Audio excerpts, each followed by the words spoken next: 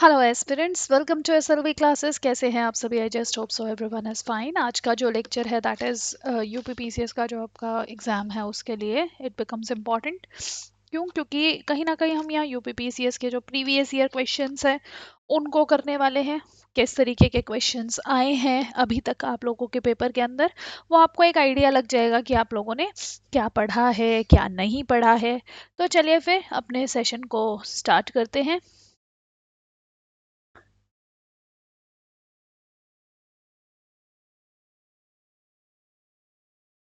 पहला क्वेश्चन आ जाता है आप लोगों के सामने। ये कहता है which of the following is an example of anthropogenic biome. ठीक है, एंथ्रोपोजेनिक बायोम इनमें से कौन सा है? एंथ्रोपोजेनिक का मतलब है आंथ्रो।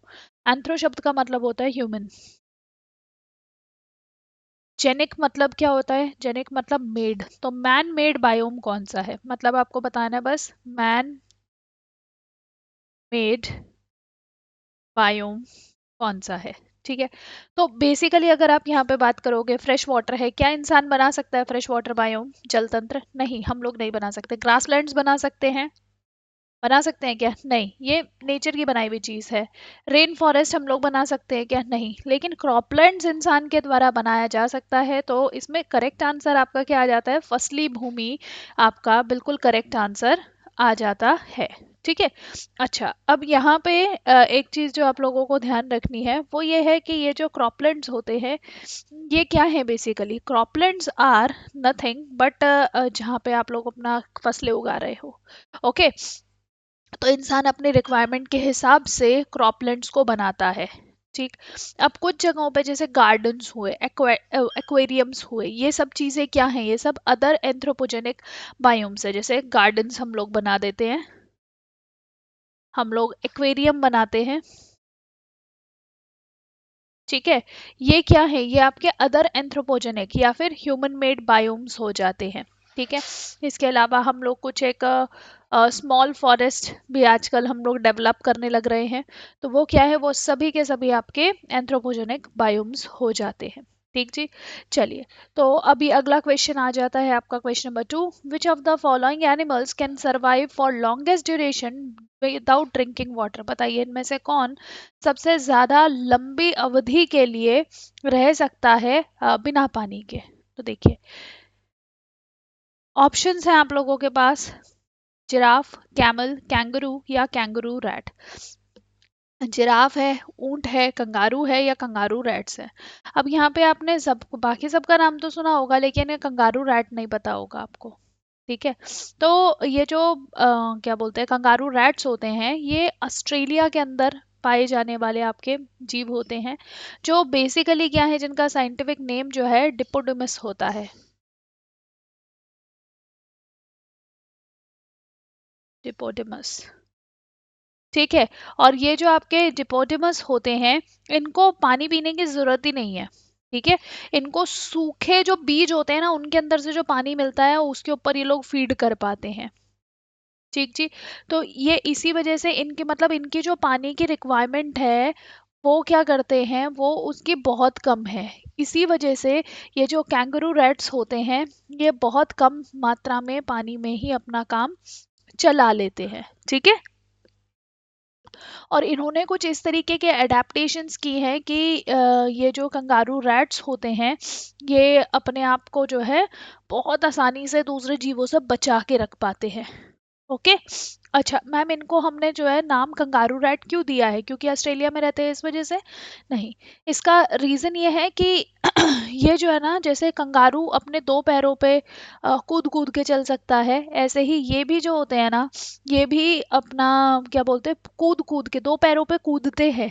इसी वजह से इनको क्या है, इसी वजह से इनको हम कैंगरू रैट्स कहते हैं। कंगारू नाम इनके साथ जुड़ गया है।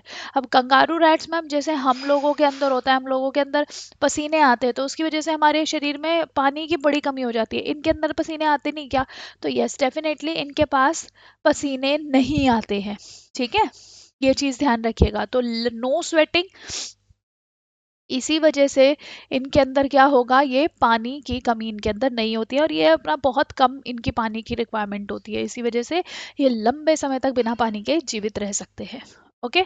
चलिए, क्वेश्चन नंबर 3 आ जाता है, ultra violet radiation from sunlight causes the reaction that produces which of the following. बताइए कि यूवी रेडिएशन जो है, जो सनलाइट से निकल रही है, उसकी वजह से इनमें से कौन सा रिएक्शन होता है? Carbon monoxide. एक सेकेंड। अच्छा, जो आपकी यूवी रेडिएशंस है वो इनमें से किस चीज़ को वो करती है, ब्रेक डाउन करती है बेसिकली, वो यहाँ पे आ जाएगा। तो कार्बन मोनोऑक्साइड है, सल्फर डाइऑक्साइड है, ओजोन है, या फ्लोराइड्स है? क्या आंसर करेंगे आप लोग इसमें? देखिए, जब भी हम लोग बात करते हैं अपने इस क्वेश्चन की, तो बेसिकली क्या होता है, बेसिकली एक रिएक्शन रहती है जिसके अंदर जो हमारे पास नेसेंट ऑक्सीजन होती है, ठीक है। नेसेंट ऑक्सीजन का मतलब, ऑक्सीजन को अगर आपने स्क्वायर ब्रैकेट्स में रिप्रेजेंट किया तो यहाँ पे खाली ऑक्सीजन का एक सिंगल मॉलिक्यूल है, सिंगल एटम है, ठीक है। जब वो ऑक्सीजन के मॉलिक्यूल के साथ रिएक्ट करता है तो यहाँ पे ये ओजोन गैस को बनाता है। ओके, ये जो ओजोन गैस है, अब यहाँ पे क्या होगा कि ये जो ऑक्सी मतलब ये मैम ये जो ये आपका नेसेंट ऑक्सीजन है, ये बना कैसे? तो एक्चुअल में क्या रहता है, ये जो यूवी रेज होती है ना, जब यूवी रेज ऑक्सीजन के मॉलिक्यूल्स पे पड़ती है तो ये ऑक्सीजन के दो नेसेंट मॉलिक्यूल्स को बना देती है। और ये जो नेसेंट मॉलिक्यूल्स हैं, ये क्या करेंगे, ये अपना दूसरा ऑक्सीजन मॉलिक्यूल के साथ रिएक्ट कर जाते हैं, जिसकी वजह से क्या होगा, ओजोन बनेगा। और दूसरी चीज यहाँ पे ध्यान रखिएगा कि ये जो आपका, अब ये जो ओजोन है इसका लोकेशन क्या है? देखो, लोकेशन काफी इंपॉर्टेंट हो जाता है। ये जो ओजोन है ये हमारे एटमॉस्फेयर के स्ट्रेटोस्फियर में पाई जाती है, ठीक है, समताप मंडल में पाई जाती है। और ये क्या करती है, ये हम लोगों को किस चीज से बचा रही है? ये हम लोगों को बचाती है आपके यूवी रेज से, ठीक है। ये हमारा यूवी प्रोटेक्शन अम्ब्रेला है।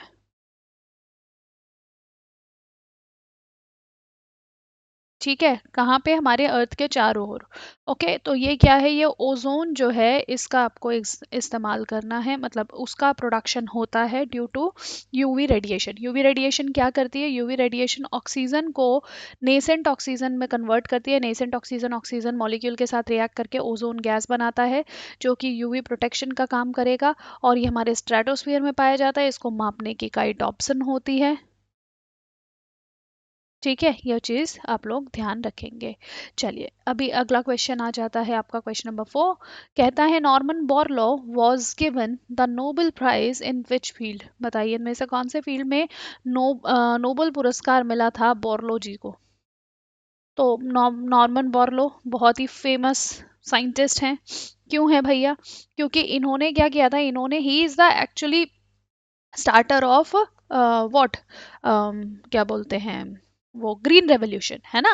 तो नॉर्मन बोरलो जो हैं, इन्होंने क्या किया था, इन्होंने ग्रीन रेवोल्यूशन को स्टार्ट किया था। अब ग्रीन रेवोल्यूशन के थ्रू क्या करा है कि हाइब्रिड आपके वीट एंड राइस का डेवलपमेंट किया। और इन्हीं के साथ से हमारे एम एस स्वामीनाथन, जिनको फादर ऑफ ग्रीन रेवोल्यूशन कहा जाता है, father of Indian green revolution कहा जाता है, नॉर्मन बोरलो ग्रीन रेवोल्यूशन के father all over the world, ठीक है। और दूसरे कौन आ जाते हैं? और नॉर्मन बॉरल, अपने एम एस स्वामीनाथन,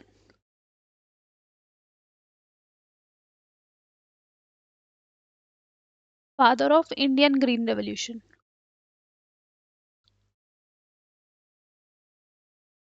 अब इससे हमको लग रहा होगा कि इन्होंने जो अपना नोबेल पुरस्कार लिया होगा वो मेडिसिन में लिया होगा, क्योंकि इन्होंने कहीं ना कहीं अम, जो क्रॉप्स हैं उनको उनके ऊपर काम किया है, ठीक है। तो मतलब एग्रीकल्चरल साइंटिस्ट है ये, तो इन्होंने क्या किया होगा, इनको इसमें मिला होगा नोबेल पुरस्कार, लेकिन नहीं। ध्यान रखिएगा कि ये जो नॉर्मन बोरलो हैं, इनको नोबेल पुरस्कार मिला था पीस के लिए। अब पीस के लिए इनको क्यों मिला है? क्योंकि इन्होंने भूखे संसार को खाना खिलाने के लिए आपूर्ति करी है। ओके, इसीलिए इनको क्या कहा गया है, इसीलिए इनको नोबेल पुरस्कार दिया गया था। कब दिया गया था? 1970 में दिया गया था, for feeding the hungry world, for feeding the hungry world.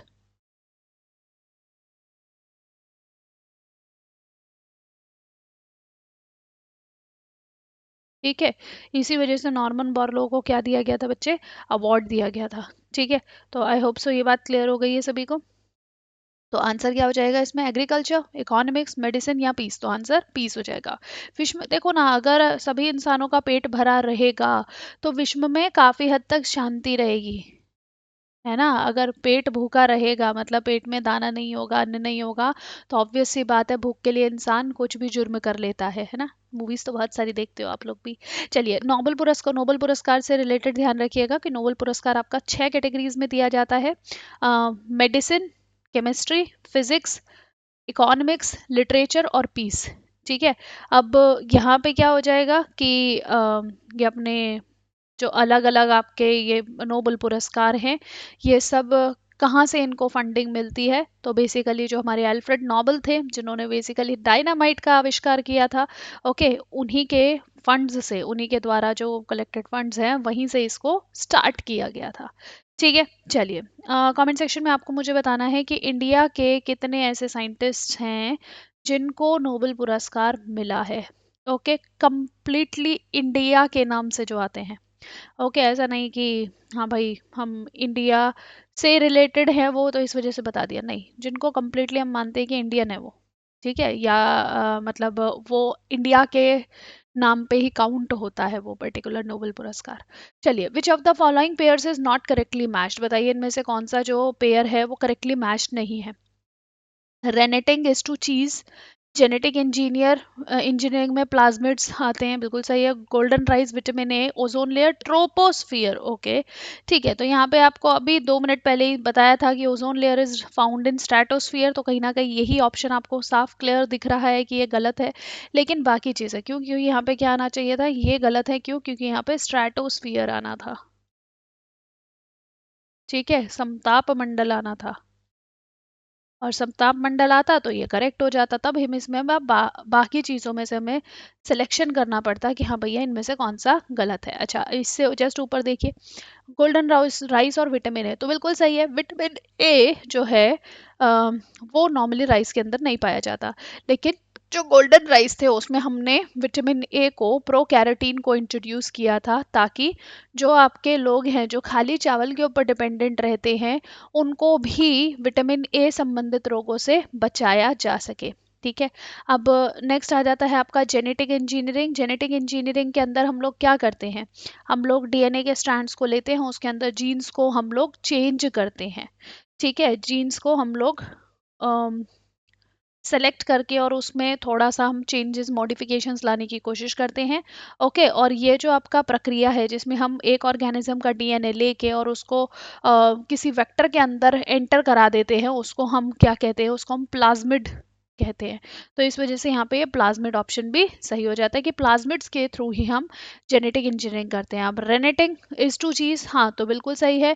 ये जो रेनेटिंग नहीं होगा, वैसे रेनेलिंग होता है। तो रेनेलिंग का मतलब होता है कि जो भी यहाँ पे मिल्क होता है उसको हम किस में कन्वर्ट कर दे रहे हैं, उसका हम पनीर बना दे रहे हैं। ठीक है, तो वही क्या है, आपका चीज बनाने का काम होता है। तो option number D becomes the correct answer. ठीक है, तो नॉट करेक्टली मैच्ड इनमें से ओजोन लेयर हो जाएगा। ओजोन लेयर की बाकी चर्चा हम लोग कर ही चुके हैं। ओके, चलिए, नेक्स्ट आ जाता है according to JV Narlikar, which of the following so far not been considered as science? JV Narlikar के अनुसार इनमें से कौन सा एक साइंस नहीं है? तो ये जेवी नार्लेकर कौन है? जेवी नार्लेकर अपने इंडिया के एस्ट्रोफिजिसिस्ट हैं। ओके, और इनका कहना है कि एस्ट्रोलॉजी जो है ना वो अभी तक साइंस नहीं मानी गई है। ओके, इन्होंने मतलब कुछ डिफरेंट थ्योरीज बनाई है, जैसे एक बहुत ही इंपॉर्टेंट थ्योरी है होयल नार्लिकल थ्योरी। ठीक है, जो इन्होंने फ्रेड ऑयल के साथ मिलके एक ग्रेविटी की थ्योरी दी थी। ठीक है, और ये आपका थ्योरी ऑफ रिलेटिविटी से रिलेटेड है। ठीक है, ये मतलब उसको ही थोड़ा सा इलेबोरेट करके इन्होंने यहाँ पे डिफरेंट ओपिनियंस दिए हैं अपने। खैर वो आपके लिए उतना इम्पोर्टेंट नहीं है, बट इम्पॉर्टेंट चीज़ है कि जेवी नार्लिकर के अनुसार इनमें से कौन सा एक साइंस नहीं है? तो astrology is not a science. ठीक है, जबकि बाकी सारे एस्ट्रोनॉमी, कॉस्मोलॉजी, नैनो टेक्नोलॉजी, ये सब क्या है, ये सब अपने साइंसेस हो जाते हैं। ओके, तो ज्योतिष शास्त्र एक विज्ञान नहीं है। उनके अनुसार। ठीक है, चलिए क्वेश्चन नंबर 7 आ जाता है, which of the following was invented by Wilhelm Roentgen. इससे ज़्यादा इजी सवाल, हलवा सवाल नहीं हो सकता है। तो किन्होंने खोज करी थी भैया? क्या बोलते हैं वो, विलियम रॉन्टेजन ने किस चीज़ की खोज करी थी? तो क्या इन्होंने एक्सरेज की खोज करी थी? Yes definitely. तो अगर एक्सरे की खोज करी है तो एक्सरे मशीन की भी तो इन्होंने ही खोज करी होगी ना। तो यहाँ पे एक्सरे मशीन इसका करेक्ट आंसर आ जाता है। एक्सरेज होती क्या है कि भैया ये ईएम रेडिएशन होती हैं जिनमें बहुत ज़्यादा एनर्जी होती है। ओके। ओके, और यहाँ पे क्या है कि ये जो एक्सरेज हैं, ये जो एक्सरेज हैं, ये आपका ईएम रेडिएशन का पार्ट है अगर, तो इसमें इनकी फ्रिक्वेंसी क्या रहती है? फ्रिक्वेंसी हाई रहेगी, और फ्रिक्वेंसी हाई रहने की वजह से एनर्जी भी हाई रहेगी। ठीक है, तो ये चीज़ ध्यान रखिएगा। अच्छा, अभी रेडियो की बात करते हैं। तो रेडियो की खोज किसके द्वारा की गई थी? तो आप कहोगे मैम जो रेडियो और टेलीग्राफ से रिलेटेड हमारे दिमाग में नाम आता है वो आता है मार्कोनी का। ठीक है, मैक्रोनी बोल रही थी मैं, मार्कोनी का नाम आता है। ठीक है, रेडियो सुनते सुनते मैक्रोनी खा रहे हो। ठीक है, तो ऐसे करके याद रखो। तो ये इटालियन थे मार्कोनी, और उनके द्वारा क्या बोलते हैं रेडियो सिग्नल्स की और रेडियो का इन्वेंशन हुआ था। कुछ लोग ऐसे भी याद रखते हैं कि रेडियो को कोनी मार मार के चलाया। ठीक है, वैसे चल नहीं रहा था, है ना, और जैसे हम टीवी को पीट पीट के चलाते हैं, ऐसे ही जो आपका ये रेडियो है इसको कोनी मार मार के चलाया, तो उसी से मार्कोनी याद रखना है। ठीक है, नेक्स्ट आ जाता है यहाँ पे क्या, electric bulb, most famous Edison, Thomas Alva Edison. ठीक है, तो ये अपने पास आ जाते हैं। ओके, चलिए अभी अगला क्वेश्चन आप लोगों के सामने आ जाता है। Question number 8, double helical structure of DNA was given by whom. बताइए कि इन्होंने दिया था भैया double helical structure of DNA.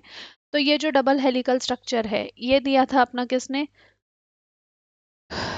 Jacob और मोनोड ने नहीं, वॉटसन एंड क्रिक ने यस, एच जी खुराना ने नहीं, नन ऑफ दी अबव। तो आंसर क्या हो जाएगा? वॉटसन एंड क्रिक ने हम लोगों को double helical structure of DNA दिया था, जिसके अंदर जो हमारा डीएनए है वो क्या है? डबल हेलिक्स है। ठीक है, यहाँ पे दो स्ट्रैंड्स है जो आपस में आपके नाइट्रोजनस बेसिस की वजह से जुड़े हुए हैं। ओके, यहाँ पे क्या बोलते हैं,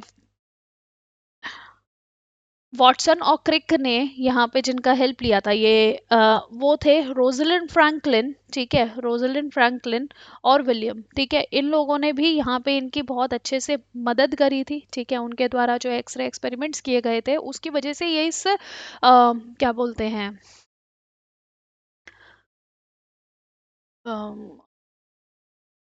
डिज़ाइन पे पहुंच पाए थे कि कैसा इसका डिज़ाइन होता रहेगा। ठीक है, और ये जो आपका डीएनए है, डीएनए का स्ट्रक्चर ध्यान रखिएगा कि ये जो डबल स्ट्रैंडेड डीएनए है, ये डबल हेलिकल स्ट्रक्चर है, इसमें ये जो स्ट्रैंड होता है ये शुगर और फॉस्फेट्स का बना है, sugar plus pentose sugar plus phosphate का बना है।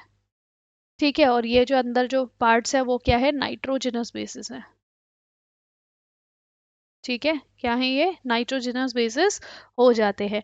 यहाँ पे जो नाइट्रोजनस बेसिस हैं वो एडेनिन और ग्वानिन होते हैं, और थाइमिन और साइटोसिन होते हैं। तो एडेनिन और थाइमिन जो है वो आपस में डबल हाइड्रोजन बॉन्ड से जुड़े हुए हैं, बीच में हाइड्रोजन बॉन्ड्स है। ठीक है, और साइटोसिन और ग्वानिन ट्रिपल हाइड्रोजन बॉन्ड से जुड़े हुए हो जाते हैं। ठीक है, ये अच्छे से ध्यान रखिएगा क्योंकि ये जो एक एक पॉइंट है ना ये काफी इंपॉर्टेंट है डीएनए से रिलेटेड। ठीक जी। अच्छा, अभी अगला क्वेश्चन आ जाता है आप लोगों के लिए। तो इस क्वेश्चन का आंसर हो गया ऑप्शन नंबर बी। नेक्स्ट आ जाता है question number 9, which of the following EM radiations has maximum energy. बताइए इनमें से कौन सी ईएम रेडिएशन के अंदर मैक्सिमम एनर्जी हमें देखने को मिलती है? तो देखो सिंपल चीज है, गाड़ी X U V in my range, बस ये ध्यान रखना है। गामा रेज जो होती है इनके अंदर मैक्सिमम फ्रिक्वेंसी होती है। ठीक है, जिसकी मैक्सिमम फ्रिक्वेंसी उसकी एनर्जी भी ज़्यादा होगी। रेडियो वेव्स की फ्रिक्वेंसी कम होगी तो एनर्जी भी कम होगी, लेकिन वेवलेंथ क्या होगी? ज़्यादा होगी, इसकी वेवलेंथ कम होती है। ठीक है, तो अब यहाँ देखो गाड़ी है क्या, इसमें गामा रेज है? नहीं। एक्स रेज हैं? यस। तो एक्स रेज जो होती है ना, इनकी आप मैक्सिमम एनर्जी देखोगे इन चारों में से। अच्छा, अगर एक्स रेज ऑप्शन में नहीं होता तो आप यहाँ पे यूवी रेज को मार्क करते, यूवी रेज ऑप्शन में नहीं होता इंफ्रारेड को, विजिबल को मार्क करते, विजिबल नहीं होता तो इंफ्रारेड को मार्क करते। ठीक है, तो यहाँ पे सारा आपको ध्यान रखना है। अगर आपको ये आपका कोड ध्यान है ना तो आप आसानी से इस क्वेश्चन का आंसर निकाल सकते हो। क्वेश्चन नंबर 10 देखिए, methane is emitted from which of the following. जो मीथेन है वो इनमें से किससे निकलता है? तो मीथेन का फॉर्मूला अगर आप स्ट्रक्चरल फॉर्मूला देखते हो CH4 हो जाता है, ठीक है, केमिकल फॉर्मूला इसका, जिसमें एक कार्बन के चारों ओर हाइड्रोजन मॉलिक्यूल्स हमें देखने को मिलते हैं।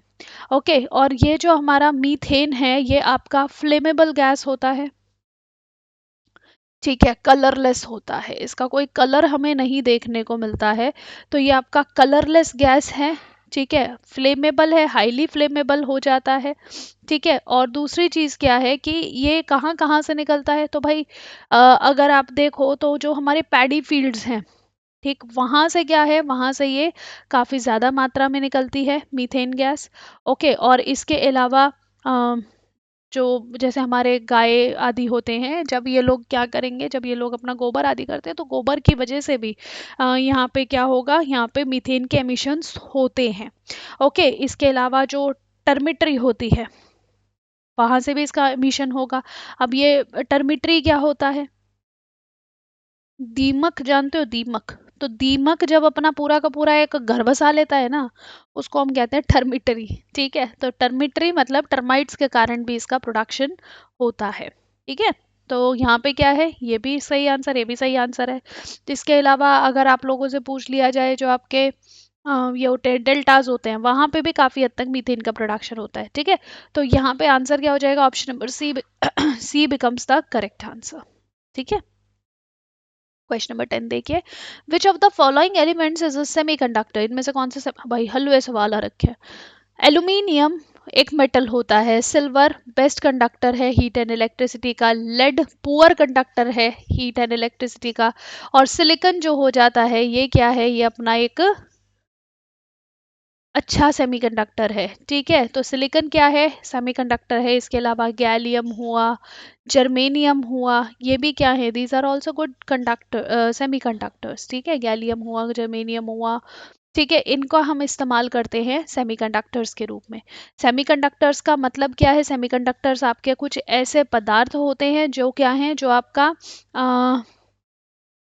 मेटल्स और नॉन मेटल्स के बीच की प्रॉपर्टीज को होल्ड करते हैं, ठीक है, ना तो ये कम्प्लीटली मेटल्स वाली प्रॉपर्टीज होंगी इनके अंदर, ना ही कम्प्लीटली नॉन मेटल्स वाली, दोनों के बीच की प्रॉपर्टीज होंगी जो कि हमारे लिए ज़्यादा बेहतर तरीके से इस्तेमाल होती हैं, ठीक है। हम इसमें अपने मॉडिफिकेशंस करके आज हमारे पास जो मोबाइल है, लैपटॉप है, जिसकी वजह से आज आप अपने घर बैठे बैठे क्लासेस ले पा रहे हो, उसमें इन्हीं सेमीकंडक्टर्स का ही इस्तेमाल हो रहा है, ठीक है। तो सेमीकंडक्टर सिलिकॉन है इनमें से। नेक्स्ट आ जाता है question number 11, Sultana, Gulabi, Kali Champa varieties in different regions of India are varieties of which of the following major fruits. भैया ये सारे हैं अंगूर, ठीक है, सुल्ताना हुआ, गुलाबी हुआ, काली चंपा हुआ, ये सब क्या है, ये सब ग्रेप्स हो जाते हैं, ठीक है। और अगर आप ग्रेप्स की बात करो, एक मतलब थोड़ा इंटरेस्टिंग सा फैक्ट है कि इंडिया के अंदर ग्रेप्स नहीं होते थे, है ना, आप भी जानते हैं इस चीज़ को।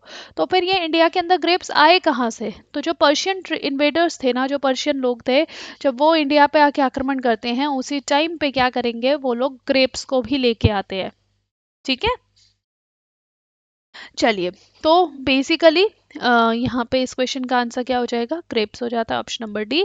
क्वेश्चन नंबर 12 आ जाता है आप लोगों के लिए कि इनमें से कौन सा जो स्टेट है वो आपका लार्जेस्ट प्रोड्यूसर है किस चीज़ का, काली मिर्ची और इलायची का, कार्डेमम का, ठीक है। तो कार्डेमम और इलायची का कौन कार्डेमम या इलायची का कौन सबसे अच्छा प्रोड्यूसर हो जाता है, तो आप क्या कहोगे, आप कहोगे यहाँ पे कि भाई सबसे अच्छा उत्पादक जो है वो है हमारे लिए इसमें स्पाइस लैंड ऑफ इंडिया, जहाँ पे हमारा सबसे पहली बार अंग्रेज आए थे, ठीक है, पोर्तुगीज आए थे, बेसिकली अंग्रेज नहीं, पोर्तुगीज वर्ड सही है। तो जो लोग आए थे वो सबसे पहले कहाँ आ रहे हैं भाई साहब, इंडिया के अंदर मसालों के लिए आ रहे हैं, कहाँ आ रहे हैं, केरला में, तो बस वहीं आपको ध्यान रखना है, स्पाइस लैंड, साइलेंट वैली, ठीक है, वहीं पे क्या है, वहीं पे आपका लार्जेस्ट प्रोडक्शन होता है इंडिया के अंदर काली मिर्ची का और इलायची का। क्वेश्चन नंबर 13 आ जाता है यहाँ पे, इस इवेंट को, ये कुछ इवेंट्स दे रखे हैं, इनको आपको कंसिडर करना है और इसमें क्रोनोलॉजिकल ऑर्डर बताना है कि इनमें से कौन सा सही क्रोनोलॉजी हो सकती है, ठीक है। पहले सरीसृप, पहले कीड़े, पहले शेल्ड एनिमल्स, कवच वाले जीव, ठीक है, जैसे ये होते हैं अपने पास कछुए वगैरह होते हैं, ठीक है, कवच है ना उनके पास, तो ये कवच वाले जीव हो जाते हैं। और फिर आ जाते हैं फर्स्ट मैमल्स। तो अब यहाँ पे देखो, इनमें से एक तो अच्छी चीज आपको क्या लग रही होगी भाई, जो मैमल्स है वो तो लास्ट में ही आ रहे होंगे, ठीक है, मैमल्स जो हैं वो तो लास्ट में ही आ रहे होंगे। अच्छा, फिर उसके बाद अगर हम देखें तो इनमें से कौन से एनिमल्स पहले आए होंगे, तो देखिए जो हमारे को लग रहा होगा कीड़े वगैरह पहले आए होंगे, बट नहीं, ध्यान रखिएगा, यहाँ पे जो कवच वाले जीव हैं सबसे पहले आए थे, कवच वाले जीवों के बाद फिर हमारे कीड़े आएंगे, ठीक है, फिर उसके बाद सरक सरक के चलने वाले जीव आ जाते हैं, और फिर आ जाते हैं आपके पास मैमल्स, ठीक है, तो ये अपने पास रहता है, ठीक है। देखो कीड़ों का तो वैसे भी आप समझ सकते हो, कीड़े जो है वो आर्थ्रोपोडा फैमिली के हैं, आर्थ्रोपोडा। तो आर्थ्रोपोडा फैमिली तो ऑब्वियस सी बात है कि वो इनवर्टिब्रेट्स हैं, तो रेप्टाइल्स से तो पहले ही आए होंगे। फिर रेप्टाइल्स और मैमल्स में आप अगर इवोल्यूशन की बात करते हो तो रेप्टाइल्स के बाद बर्ड्स आते हैं, बर्ड्स के बाद मैमल्स आते हैं, तो ये भी है। अब यहाँ जो कन्फ्यूजन आएगा वो सारा थर्ड नंबर से आएगा, तो आपको जो ऑप्शंस दिए गए थे उसके अनुसार देखते हैं। हमने क्या किया, हमने यहाँ पे 2, 1 और 4 को तो अरेंज कर लिया कि सबसे पहले 2 होगा, फिर 1 होगा, फिर 4 होगा, लेकिन अब यहाँ पे 3 कहाँ आएगा, ठीक है, वो हमें देखना है, 1 और 4 के बीच में या कहाँ आएगा, तो हमें 3 को प्लेस देखना है। यहाँ पे 2, 1, 4 ये भी बन रहा था, ये भी बन रहा था, ये भी बन रहा था, ये वाला लास्ट वाला आपका वैसे भी एलिमिनेट हो रहा था, तो ये काफ़ी टफ कॉल है इस क्वेश्चन का। और इसमें आंसर क्या हो जाएगा कि ये जो अपने कवच वाले जीव थे ये सबसे पहले आए थे, ठीक है, तो आंसर क्या हो जाएगा, option number C, C becomes the correct answer, ठीक है। तो ये जो कवच वाले जीव है ना, यहाँ पे जिनकी बात करी जा रही है ये मोलस्क है बेसिकली, ठीक है, कौन से मोलस्क हो जाते हैं, और मोलस्क जो है ना वो आर्थ्रोपोडा से पहले आए हैं। ओके, तो इसी वजह से यहाँ पे आंसर क्या हो जाएगा, मोलस्क हो जाएगा। चलिए आंसर क्वेश्चन आ गया, क्वेश्चन नंबर 14 देखिए, which of the following is a secondary pollutant, ठीक है, पोल्यूटेंट इनमें से सेकेंडरी पोल्यूटेंट कौन सा है, सेकेंडरी पोल्यूटेंट जो है उसमें स्मॉग आएगा, कार्बन मोनोऑक्साइड आएगा, कार्बन डाइऑक्साइड आएगा, या फ्लाई ऐश आ जाता है। देखिए जब आप बात करते हो सेकेंडरी पोल्यूटेंट की, तो सेकेंडरी पोल्यूटेंट का मतलब क्या होता है, जो क्या है, जो आपका डायरेक्टली सोर्स से नहीं निकल रहा है, वो किसी अन्य चीज की वजह से एमिट हो रहा है, ठीक है, जैसे कार्बन मोनोऑक्साइड डायरेक्ट एमिशन है, कार्बन डाइऑक्साइड डायरेक्ट एमिशन है, फ्लाई एशेस जो होंगे वो भी आपके क्या बोलते हैं जलाने पे डायरेक्ट इनका प्रोडक्शन होता है।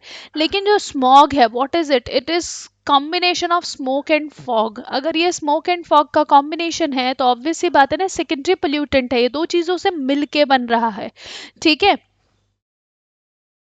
जो हमारे एटमॉस्फेयर के अंदर बन रहे हैं और डायरेक्टली सोर्स से नहीं बन आ रहे हैं। जैसे ये तीनों के तीनों जो है ना, ये डायरेक्टली एमिट हो रहे हैं सोर्स से, direct emission from source, direct emission from source. तो सोर्स से क्योंकि इनका डायरेक्ट एमिशन है, इस वजह से इनको हम क्या कहेंगे, दीज आर प्राइमरी पोल्यूटेंट्स, ठीक है। जबकि स्मॉग क्या हो जाएगा, स्मॉग आपका सेकेंडरी पोल्यूटेंट हो जाता है, ठीक है। और इसके अंदर आजकल एक नया वर्ड और है, आ गया है, पेट्रोकेमिकल स्मॉग, ठीक है, जिसके अंदर क्या होगा कि सनलाइट के प्रेजेंस के अंदर जो नाइट्रोजनस ऑक्साइड्स होते हैं, वो जो भी ऐसे काफ़ी ज़्यादा एक्टिव ऑर्गेनिक कंपाउंड्स होते हैं अपने क्या बोलते हैं एटमॉस्फेयर में, उनके उनके साथ वो रिएक्ट कर जाते हैं और वहाँ पे पेट्रोकेमिकल स्मोक का वो होता है, प्रोडक्शन होता है, ठीक है। तो इसमें आंसर क्या हो जाएगा, आंसर स्मॉग आंसर हो जाता है। क्वेश्चन नंबर 15 देखिए, in which of the following ecosystems the species diversity is relatively higher. मतलब क्या है, मतलब ये है कि भैया इनमें से ये जो इतने सारे इकोसिस्टम्स हैं, इनमें से कौन सा वो इकोसिस्टम है जिसके अंदर ज़्यादा से ज़्यादा प्रकार के जीव हमें देखने को मिल रहे हैं, ठीक है। यहाँ पे एक से ज़्यादा प्रकार की डाइवर्सिटी हमें देखने को मिलती है कि अलग अलग प्रकार के स्पीशीज मिल रहे हैं एक ही जीव के, ठीक है। जैसे एक इंसान है, जैसे हम इंसानों की बात करते हैं, हमें इंसानों की कितनी सारी स्पीशीज देखने को मिलती है, कुछ मोंगोलाइड्स हैं, कुछ प्रोटो ऑस्ट्रेलॉइड्स हैं, ठीक है, कुछ द्रविडियंस हो जाते हैं, है ना। तो ये क्या है, ये हमारे पास इंसानों की ही स्पीशीज है। ऐसे ही इनमें से कौन सा ऐसा इकोसिस्टम है जहाँ पे हमारे पास ज़्यादा वैरायटी ऑफ स्पीशीज मिलती है? डीप सी में मिलेगा, हाँ पॉसिबल है। ट्रॉपिकल रेन फॉरेस्ट में मिल सकता है, हाँ पॉसिबल है। कोरल रीफ्स है और डेजर्ट्स है। अब इनमें देखो सारे ही क्लोज आंसर है, डेजर्ट उतना क्लोज नहीं है, लेकिन यहाँ पे जो रेन फॉरेस्ट है वहाँ पे हमारे पास अच्छी खासी स्पीशीज मिलती हैं। ठीक है, और कोरल रीफ्स में हमें अच्छी खासी स्पीशीज मिलती हैं। तो अब इन दोनों में से अगर हमें देखना होगा तो हमें कोरल रीफ्स में ज़्यादा हम लोगों को क्या मिलेगा, ज़्यादा डाइवर्सिटी मिलेगी। आप अगर देखो कि जितना छोटा आपका वो होगा ना, क्या बोलते हैं, पाइलम होगा, उतना ज़्यादा वहाँ स्पीशीज़ हमें देखने को मिलेंगी। तो कोरल रीफ्स जो होती हैं वहाँ पे हम लोगों को ज़्यादा वैरायटी ऑफ जीव देखने को मिलते हैं, ज़्यादा डाइवर्सिटी हमें देखने को मिलती है। और अगर हम पूरे अपने मराइन लाइफ को देखें, पूरा हमारा जितना पानी वाला लाइफ है, ठीक है, समंदर हुआ और रिवर्स हुए, इन सब में अगर आप देखो तो लगभग 1/4 से ज़्यादा जो आपका वो रहता है ना, क्या बोलते हैं, डाइवर्सिटी है, वो हमें कोरल रीफ्स में देखने को मिलती है। ठीक है, तो ये चीज़ ध्यान रखिएगा।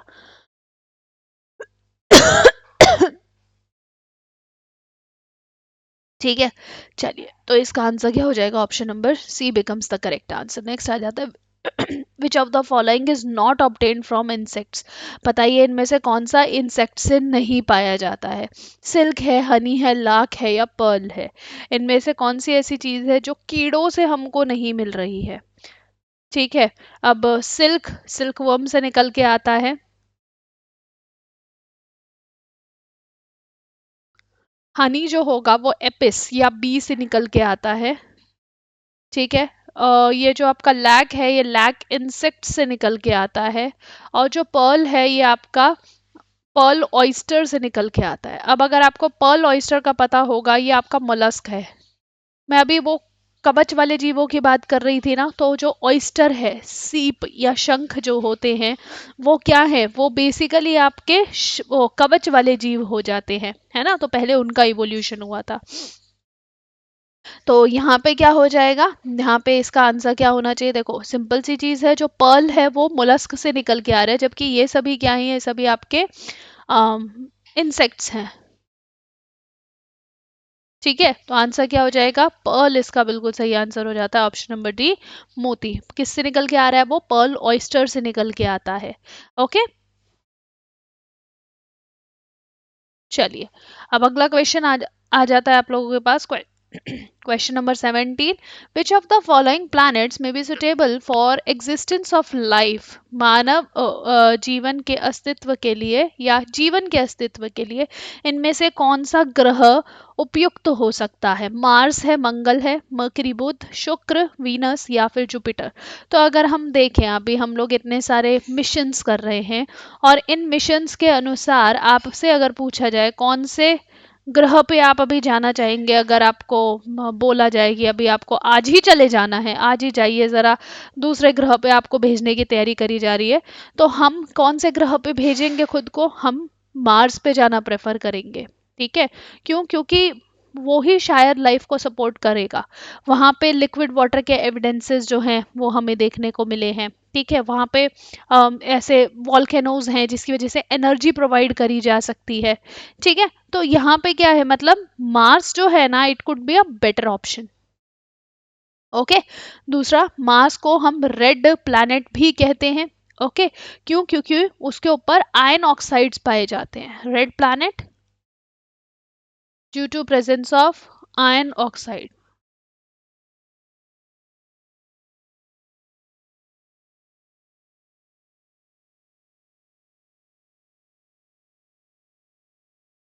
ठीक है, अब इसके बाद अगर हम रेड प्लैनेट की बात करते हैं, मार्स के ऊपर हमारे जो ऑर्बिटर मिशंस जा रहे हैं, जैसे मॉम मार्स ऑर्बिटर मिशन जो है, वो one of the successful missions है हमारा। ठीक है, इसके अलावा मार्स जो है उसके 2 मून हैं, फोबोस और डीमियोस।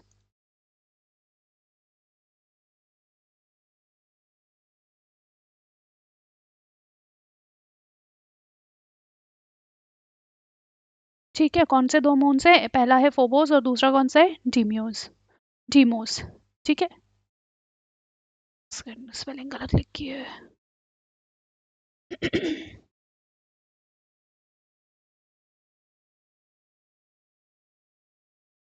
ठीक जी। अच्छा, तो आंसर क्या हो जाएगा इस क्वेश्चन का? क्वेश्चन का मार्स हो जाता है। मरकरी हमारा नियरेस्ट प्लैनेट है, जो अर्थ के सॉरी सन के नियरेस्ट प्लैनेट है। जुपिटर को अर्थ की ट्विन सिस्टर कहा जाता है। ठीक है, क्यों? हमारे बिल्कुल सेम साइज में है ये। और ये हमारा हॉटेस्ट प्लैनेट है, ये it is the hottest planet. क्यों? क्योंकि कार्बन डाइऑक्साइड बहुत ज़्यादा मात्रा में है यहाँ पे। ठीक है, तो ये हॉटेस्ट प्लैनेट है, ये नियरेस्ट प्लैनेट है। जुपिटर आपका लार्जेस्ट प्लैनेट हो जाता है। ठीक है, आपका सोलर सिस्टम के अंदर। ठीक है, चलिए क्वेश्चन नंबर 18 कहता है Einstein was awarded Nobel prize for his theories. कौन सी थ्योरी के लिए आइंस्टीन को नोबेल पुरस्कार मिला था? Theory of relativity,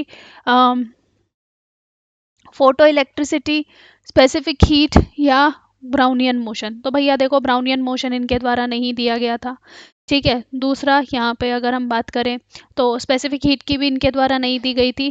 theory of relativity one of the famous theories हैं जो हम एल्बर्ट आइंस्टीन की है, लेकिन उसके लिए उनको नोबेल पुरस्कार नहीं मिला है। उनको मिला था फोटो इलेक्ट्रिक इफेक्ट के लिए उनको नोबेल पुरस्कार मिला था। तो option number B becomes the correct answer. Question number 19 देखिए, which of the following energy sources produces no atmospheric pollution? बताइए इनमें से किसके अंदर कोई एटमॉस्फेरिक पोल्यूशन नहीं होता है? तो देखिए, जो भी आपका रिन्यूएबल सोर्सेज ऑफ एनर्जी होते हैं वो पोल्यूशन नहीं क्रिएट करते हैं, लेकिन जो आपके नॉन रिन्यूएबल हैं, जैसे कोल हुआ, पेट्रोलियम हुआ, जलने पे इनसे कार्बन डाइऑक्साइड प्रोड्यूस होता है, पोल्यूशन प्रोड्यूस होता है। तो कोल और पेट्रोलियम नहीं आंसर हो सकता। न्यूक्लियर एनर्जी जो है उससे न्यूक्लियर पोल्यूशन क्रिएट होता है, लेकिन जो सोलर एनर्जी है उससे कोई पोल्यूशन आपका क्रिएट नहीं होता नहीं होता है। क्वेश्चन नंबर 20 आ जाता है, sound will have the highest velocity इन। जो साउंड है उसकी हाईएस्ट वेलोसिटी कौन से मीडियम में होगी? वैक्यूम में, एयर में, वाटर में, या स्टील में? तो देखिए, सिंपल सी चीज़ है, जब भी हम वेलोसिटी ऑफ साउंड की बात करते हैं तो साउंड जो है ना उसका वेलोसिटी किस चीज़ में, मतलब वेलोसिटी जो रहती है वो सबसे ज़्यादा सॉलिड्स में रहती है, फिर उसके बाद उससे थोड़ी ज़्यादा रहती है आपकी लिक्विड्स में, उससे थोड़ी ज़्यादा रहती है आपकी गैसेस में, उससे थोड़ी ज़्यादा रहती है आपकी वैक्यूम में। मतलब वैक्यूम में तो ज़ीरो ही होती है वेलोसिटी, इन वैक्यूम ज़ीरो ही होते हैं। तो सबसे ज़्यादा सॉलिड्स में इनमें से सॉलिड कौन है? स्टील है। ठीक है, तो यहाँ पे ऑप्शन नंबर डी बिल्कुल करेक्ट आंसर हो जाएगा। अगर आपको इसमें सीक्वेंस में लगाना होता तो डी, फिर उसके बाद सी, फिर उसके बाद बी, और फिर ए।